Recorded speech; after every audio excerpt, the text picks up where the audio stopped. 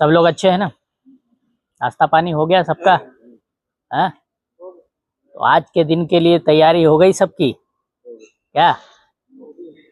छुट्टी था, 3-4 दिन आराम किया, आज से फिर स्टार्ट हो गया हमारा काम। तो चलिए आज के दिन की शुरुआत करते हैं और आशा करते हैं कि आप लोग अच्छे से काम करेंगे, खतरे को पहचानिए और जो सेफ्टी का जो पॉलिसी है उसको अपनाइए और सुरक्षित रहिए। तो चलिए आज का जो हमारा टॉपिक है, जो हम ऊंचाई पे काम करते हैं ना, वर्क एट हाइट में, तो उसका एक फॉर्मूला है एबीसी। एबीसी फॉर्मूला है, एबीसी मेथड है, वो बहुत काम की चीज़ है। ठीक है, वो एक फॉर्मूला है, रामबाण बोल लीजिए, बहुत अच्छा तरीका है जो कि हम लोग जो है फॉल फ्रॉम हाइट, ऊंचाई से गिरने से बच सकते हैं अगर उसका सही इस्तेमाल किया गया तो। दोस्तों आप लोगों को जैसा पता है कि कहीं भी किसी भी कंस्ट्रक्शन इंडस्ट्री में या कहीं भी हो, ऊंचाई पे काम करना सबसे बड़ा जोखिम का काम होता है, रिस्की होता है। सबसे ज़्यादा दुर्घटनाएं ऊंचाई के काम से ही होती है कि नहीं होती है? तो उसमें क्या चीज़ ध्यान देना है हम लोगों को कि हम लोगों को जो बताया गया है वर्क एट हाइट पे प्रॉपर तरीके से, जो हमारा एक फॉल प्रोटेक्शन जो मेथड है, सिस्टम है, उसको अपनाया जाए। ठीक है, उससे हमारा क्या होगा, फॉल प्रिवेंशन, फॉल प्रोटेक्शन, उसमें क्या होगा, हमारा आदमी गिरने से बचा सकते हैं हम, कोई भी व्यक्ति गिरने से, वर्कर्स गिरने से बच सकता है, या फिर ऊपर से कोई मटेरियल गिरेगा तो वर्कर्स या जो भी नीचे काम कर रहे हैं उनके ऊपर भी गिर सकता है।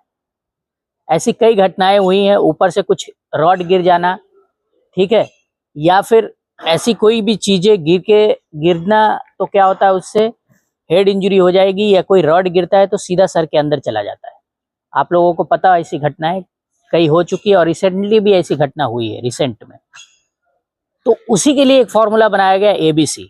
एबीसी क्या है हम बात करते हैं। एबीसी मतलब होता है, ए फॉर होता है आपका एंकर पॉइंट, ठीक है, बी फॉर होता है आपका बॉडी सपोर्ट, और सी फॉर होता है कनेक्टर पॉइंट, कनेक्टर जो कनेक्ट किया जाता है। ठीक है, तो अभी इसको एक विस्तार में जल्दी से जल्दी बता दे आपको। ए का मतलब जो हो गया आपका, एबीसी में जो ए आता है, एंकर पॉइंट मतलब हो गया आपका जो आपने फुल बॉडी हार्नेस लगाया है, ठीक है, सेफ्टी बेल्ट लगाया है, उसको कहाँ एंकर करेंगे आप? ऐसी जगह एंकर करना है जहां पे आप जब भी गिरे, ठीक है, फॉल हो, तो वो आपका जो है ना भार संभाल सके। ठीक है ना, ऐसा कोई ऐसी जगह नहीं लगाना है या कोई ऐसा जगह जुगाड़ नहीं लगा देना है जो आप गिरे तो आपका भार भी ना संभाल सके, आप नीचे गिर जाए। वो जो भी फंसा के रखा है जिसमें एंकर पॉइंट में, वहां से आप स्लिप कर जाओ, समझे?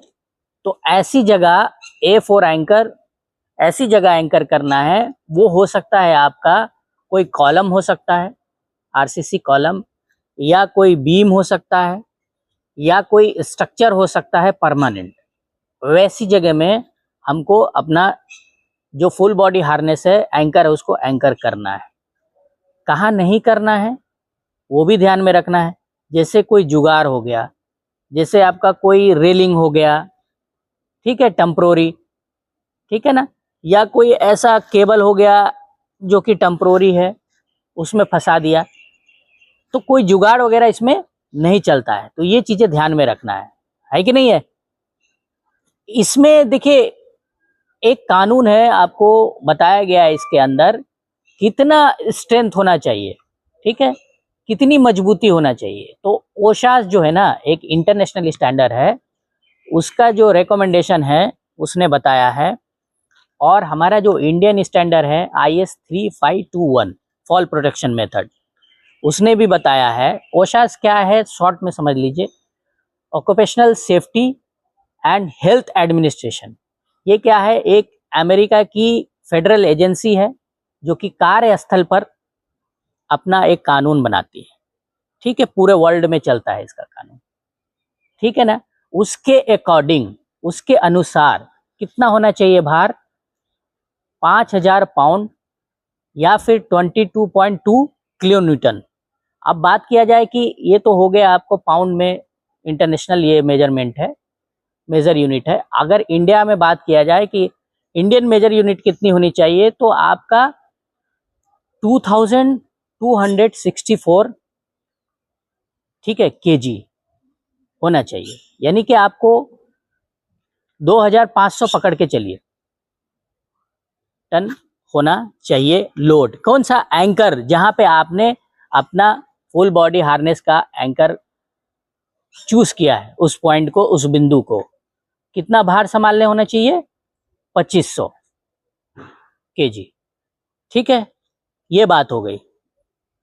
तो हम लोग आइंदा ध्यान रखेंगे, जहां भी एंकर करेंगे तो ये चीजें माइंड में रखेंगे। समझ गए आप लोग कि नहीं? अभी चलते हैं बी। एबीसी में जो बी हमारा क्या काम करता है, वो होता है बॉडी सपोर्ट। बॉडी सपोर्ट क्या होता है? यानी कि आपका जो फुल बॉडी हार्नेस है, ठीक है ना, सेफ्टी बेल्ट, ठीक है, वो हमें प्रॉपर तरीके से पहनना है। ठीक है, फुल बॉडी हार्नेस की मैं बात कर रहा हूं। पहले के टाइम में एक बेल्ट आता था जो कि कमर में ही उसको बांधते थे, ठीक है, तो वो बेल्ट अब नहीं चलता है। कौन सा बेल्ट हमें यूज करना चाहिए? जो कि ISI प्रमाणित हो, सर्टिफाइड हो, वो बेल्ट का ही यूज करना है ना। और CE और BIS प्रमाणित होना चाहिए फुल बॉडी हार्नेस, जो कि उसका भार आपके जांग से होके, हम जब फुल बॉडी हार्नेस बांधते हैं तो कहाँ आता है? ये दोनों जांग, ये दोनों कंधा आता है कि नहीं? डी रिंग लगा रहता है, उसमें शॉक ऑब्जर्वर लगा रहता है। क्यों लगा रहता है? उसका कारण, सबसे बड़ा कारण उसका ये है कि जब भी कोई पर्सन फॉल हुआ, मान लीजिए ऊंचाई से गिरा, पहली चीज तो आपने अच्छा काम किया कि जो मैंने बताया एंकर पॉइंट सही चूज किया।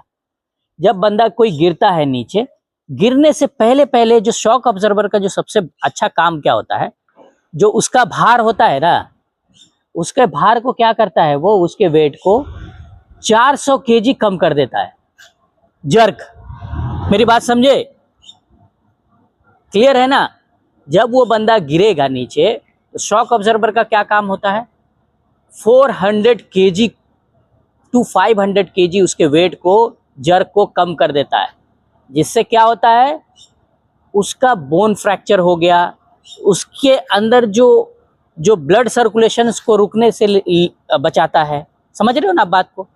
जो पहले के टाइम में जो सेफ्टी बेल्ट होता था, जो कि कमर में सिर्फ बांधते थे, उससे जब बंदा गिरता था तो क्या होता था?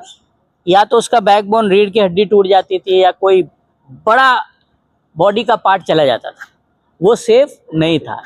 अभी क्या करते हैं आप? जब भी बेल्ट लगाते हैं तो दोनों जांग, कंधा और ये आपका ये जो पार्ट है, पेट का हिस्सा, सीने का, वो प्रॉपर तरीके से, वो क्या करता है, जब गिरते हैं तो पहला शॉक ऑब्जर्वर का काम होता है। इसीलिए बोला गया है बेल्ट, फुल बॉडी हार्नेस लगाइए जिसमें शॉक ऑब्जर्वर हो। वो क्या करेगा? आपको तुरंत क्या करेगा? 400 केजी आपका जो जर्क लगने से जो वेट है वो तुरंत कम कर देगा। आप आराम से फॉल होगे, जिससे आपको कोई क्षति नहीं होगी, और फिर विद इन मिनट के अंदर आपको रेस्क्यू कर लिया जाएगा। ठीक है ना? तो ये चीज होती है। अब बात किया जाए आपको बी का, आप समझ गए? बी मतलब होता है बॉडी सपोर्ट, यानी कि फुल बॉडी आपका हार्नेस। ठीक है, अब हमारा काम है जो सी है वो सी बताना। सी हमारा क्या होता है? कनेक्टर। कनेक्टर क्या है भाई? कनेक्टर ऐसी चीज को बोलते हैं, हमारा एंकर पॉइंट और ये जो फुल बॉडी हार्नेस है उसके बीच की कड़ी है ये एंकर, कनेक्टर। अब कनेक्टर क्या हो सकता है भाई? कनेक्टर क्या चीज है? कनेक्टर आपको हो गया, जैसे हम लोग लाइफ लाइन लगाते हैं, पहली चीज लाइफ लाइन है ना, लाइफ लाइन लगा दिया हम लोगों ने। एक चीज आता है SRL। SRL का कोई नाम सुना है क्या फॉल प्रोटेक्शन में? SRL मतलब क्या है बता देता हूं आपको। Self, S for self, R for retracting, ठीक है, L फॉर लाइफ लाइन। ये क्या चीज होती है? ये एक प्रकार का डिवाइस है फॉल प्रोटेक्शन के लिए। जब भी आप ऊपर काम करते हो तो पीछे एक आपको लगा के रखते हैं उसमें, और वो उसमें क्या होता है, आपको लैंडयार्ड लगा रहता है 12 metre, 15 metre, 20 metre, as per requirement के हिसाब से। आपने अपने फुल बॉडी हार्नेस को उसमें लगा दिया और कहीं भी एंकर कर दिया उसको स्ट्रक्चर के साथ, और आपको लॉन्ग लेन तक आ जा सकते हैं। समझ गए कि नहीं? ज़्यादा दूरी तक ट्रैवल करके सेफली काम कर सकते हैं। तो वो होता है कनेक्टर। और क्या होता है? वो तो हॉरिजेंटल पाथ के लिए हो गया। अभी मान लीजिए हम लैडर पे चल रहे हैं ऊंचाई के लिए, तो उसके लिए क्या हो जाएगा अपना कनेक्टर? वो हो जाएगा रोप ग्रैब। रोप ग्रैब देखा है कोई? रोप ग्रैब, रोप ग्रैब क्या होता है? वर्टिकल के लिए जब हम चढ़ते हैं, फॉल होने से बचाने के लिए। फॉर एग्जांपल अपना जो ये है, पहले जो ये था ना गैनेट्री क्रेन, बैचिंग प्लांट में गैनेट्री क्रेन में हम लोगों ने एक रोप के साथ रोप ग्रैब लगाया था। वो क्या होता है? वो होता है कि जब आप अपना फुल बॉडी हार्नेस उसमें लगा दीजिए, कनेक्ट कर दीजिए, जब ऊपर जाएंगे तो वो फ्री रहेगा चढ़ने के लिए। ऊपर जाओगे आप, फ्री रहेगा चढ़ने के लिए। इन केस अगर हाथ स्लिप हो गया, छूट गया, जैसे आप नीचे गिरते हो वो रोक लेता है, नीचे नहीं आएगा, वो आपको फिक्स कर देगा, सेफली हवा में रहोगे फ्री। तो ये सभी चीज़ें जो है ना, बहुत काम की चीज़ है। इंसान की ज़िंदगी बचा सकता है, लाइफ को बचा सकता है।